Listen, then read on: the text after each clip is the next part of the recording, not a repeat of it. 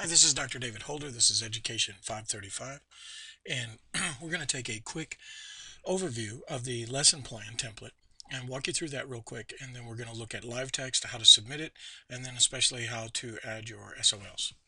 So let's go over here to course content, week 2, and learning activities for the week, and you'll see the lesson plan. It says it's an about your course, course overview and guide, and essential elements. That's where we find the template. And then you'll save it to your computer, and once it's completed, we'll be uploading it to the lesson plan template inside of LiveText. Now we do this for reporting purposes, and this is how we report our data to the state and to the National Accrediting Organization. And the lesson plan and the unit plan and the assessment plan are all benchmark assessments, and that's why they're all done inside of LiveText for this course. Okay, so real quick, let's go over here to About Your Course, Course Overview and Guide, essential elements, and then we scroll down to the lesson plan template itself. Now it's here as well as in LiveText, so you can use either one. They're the same template. So let's open it up, and we have the lesson plan template.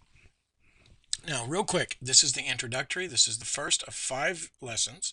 Sometimes I get students that didn't really realize that, or they bit off more than they can chew in the unit plan. And so they wind up having to redo this first lesson plan. So be aware that this is supposed to be the first of 5 lessons. You'll pick your subject, your grade, and your topic. Typically, once you go through the SOLs and the national standards, you'll pick out and select your topic of what you're going to be doing and make sure it's the appropriate grade and subject area. Now, your national standards, it says these will be inserted in the LiveText template. I typically have a few students who don't do it here, and they don't put it in LiveText, and then they say, I just thought it would happen automatically. No, you don't put anything here, and there's an exception to that, and we'll get to that towards the end. But you do select these in LiveText. Don't forget to do that once you attach your lesson plan. Remember, your primary objective is basically how you're going to achieve your goal. Your topic here is your goal statement. Your objective is how you're going to do that and how you're going to measure it. The students will be able to, as demonstrated in, etc. Okay? Pre-assessment, how do you figure out where your students are at, where they're at in this section? You should have a pretty good understanding of that. You're coming out, like I will do the reconstruction of Civil War. We can do that in about a week. And I know where they're at and how to assess it, but a simple discussion, maybe even a quiz, etc., that can do to assess the students and where they're at in their learning cycle. Classroom diversity. I'm going to emphasize this one for a second. State classroom diversity demonstrate an understanding of the characteristics and a response to the varying abilities, learning styles, cultural styles, and behaviors of individuals with special needs. Diversity is more than just special needs, and it's more than just culture. Every once in a while I get students that'll just write in here, I have a normalized classroom. You will get a 0 for this section if you do that. Now, each section is graded separately in the rubric, but you will not get credit if you don't put a solid diversity statement where you show an understanding of the diverse needs of your classroom. The differentiation is how you're going to adapt your coursework to meet the diversification here. Okay? Or the diversity of your classroom. So don't take these lightly and don't just put in here, I have a normal classroom. You need to actually address the needs of your students. Now, the materials and equipment that you will be using, everything. If you're using a textbook, scan it, attach copies of it. Don't just say textbook.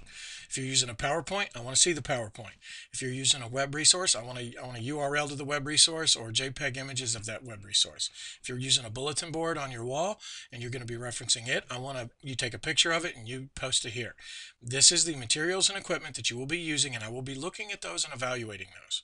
Appropriate technology integration. Don't just put going to the computer lab, searching on the computer. I want to see how you're integrating modern instructional technologies into your course. Okay? Character principle. Please don't put, I'm a public school teacher, I can't do this. You're not turning this into a principle. This is for you and your planning development.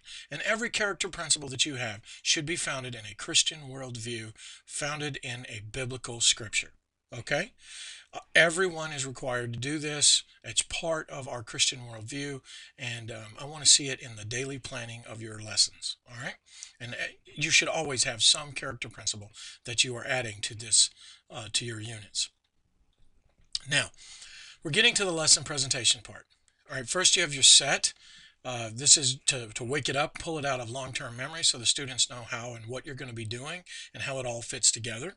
And it can be, again, as simple as a discussion or a quiz, etc.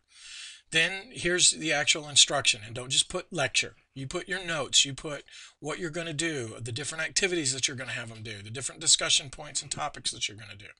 Your guided student practice. This can be good group work.